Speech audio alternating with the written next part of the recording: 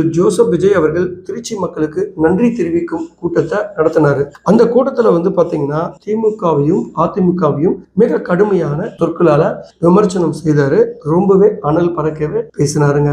ஆனா அதுக்கு பதிலடியா திமுகவின் துணை பொதுச் செயலர் ராசா அவர்கள் கடுமையான சொற்சொடர்களை உபயோகிச்சாரு. ஏன் அப்படின்னா திரு ஜோசப் விஜய் அவர்கள் தமிழக முதலமைச்சர் திமுகவை தில்லுமுள்ளு கட்சி அப்படின்னு சொல்லி கடுமையா உபயோகப்படுத்தினார்ல, அந்த வாக்கியத்துக்கு தான் திரு ராசா அவர்கள் அல்லு சில்லு அப்படின்னு சொன்ன அதிமுக கட்சியோட கூட்டணி வைக்கிறதுக்காக அவர்கள் வீட்டுல போய் நின்னீங்க, நீங்க தான் தில்லுமுள்ளு பண்ணீங்க, நல்லா இருக்கிற ஒரு கட்சிய உடைச்சி அதுல தில்லுமுள்ளு பண்ணது நீங்களா இல்ல திமுகவா அப்படின்னு சொல்லி கடுமையா விமர்சனம் பண்ணாரு. அதே போல திமுக ஆட்சியில தான் நிறைய பெண்களுக்கு எதிரான குற்றங்கள், கொலை குற்றங்கள், சட்டம் ஒழுங்கு பிரச்சனை, கஞ்சா போதை நடமாடுது அப்படின்னு நீங்க சொன்னீங்க.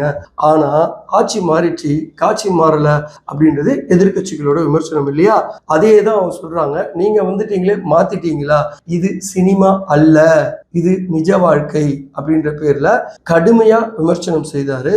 இன்னுமே நீங்க திமுகவையும் திமுக தலைவரையும் கடுமையா விமர்சனம் செய்யறீங்க அப்படின்னு சொல்லி ப்ரோன்னு சொல்லி கடுமையா விமர்சனம் பண்ணாரு. சோ அதோட மத்தியில் ஆளும் பிஜேபியை எதிர்க்கிறதுக்கு உங்களுக்கு துணிவே இல்லை அப்படின்னு சொன்னாரு.